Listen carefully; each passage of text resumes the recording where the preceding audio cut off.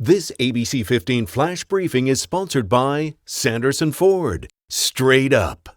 Hello, I'm Megan Thompson with your afternoon update from ABC15 Arizona. Tonight, a celebration of life for two Grand Canyon University students killed in a crash near the New Mexico border. Kelly Engel and Chelsea Valdez were roommates and best friends and both seniors at GCU. They were weeks away from graduation before the crash happened. Tonight's celebration of life begins at 7. A Yavapai Apache police sergeant is finally back home from the hospital after he was shot in the line of duty. In February, Sergeant Preston Brogdon was injured while responding to a call in Camp Verde. The 5-year veteran and father of 4 was in critical condition at one point, but several surgeries later, he's home and had a big escort to get him there. I wasn't expecting that. I'm thankful for it. It took a lot to just not break down and cry. And I wanted to shake everybody's hand. And I'm like, man, if I take my hand off, I'm going to fall. He tells us he was enjoying his first home cooked meal, tacos for Taco Tuesday. We're so thankful he made that recovery and will continue to do so in the comfort of his own home.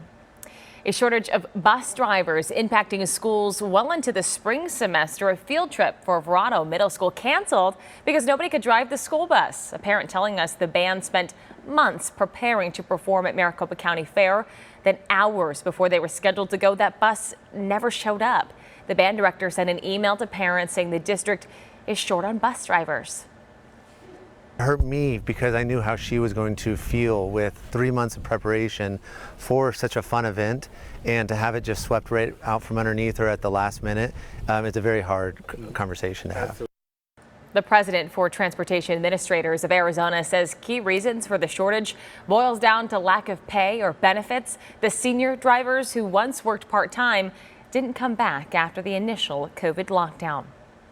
Right now, about 1 in 5 Americans does not have credit, or they've never had a traditional item to build credit, like a car loan or credit card, leading to low credit scores. One company is hoping to offer you a lifeline. eZoo partners with large real estate operators to report rent payments to credit bureaus. This helps renters build credit and helps landlords too. TransUnion found 7 in 10 renters are more likely to pay on time if their payments are reported to a credit bureau. ECU says those who enroll see an average boost of 50 to 100 points on their credit score. Hi, my name's Kevin Shudik and I'm with Big O Tires. We're excited to be part of this year's telethon.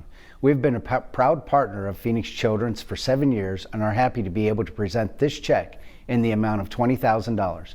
We encourage the community to call the phone bank at 602-933-4567 and support this year's telethon.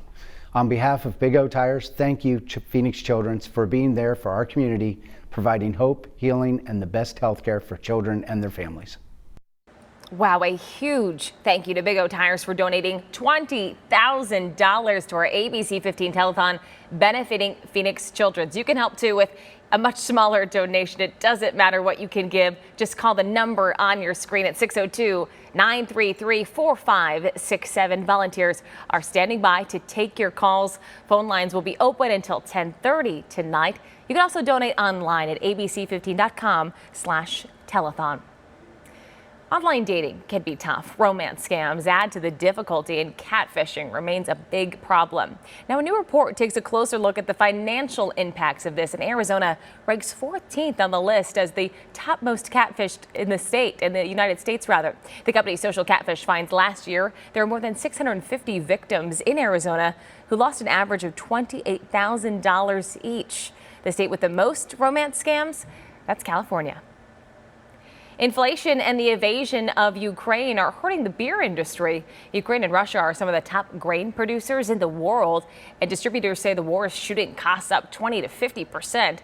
Brewery owners say with prices for everything else going up too in the aftermath of the pandemic, they may be forced to charge more for beer, anywhere from $50 to $2 more per pint.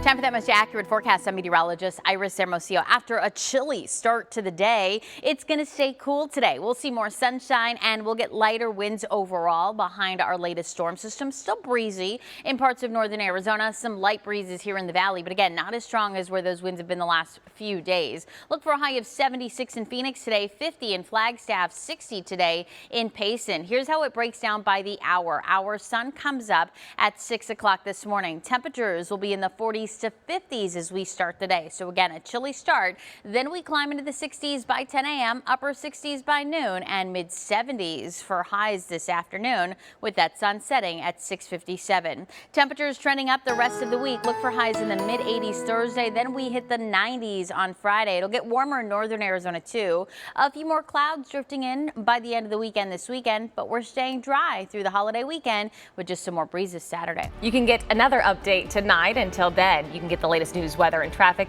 at ABC15.com or by downloading the free ABC15 mobile app. This ABC 15 Flash Briefing is sponsored by Sanderson Ford. Straight up.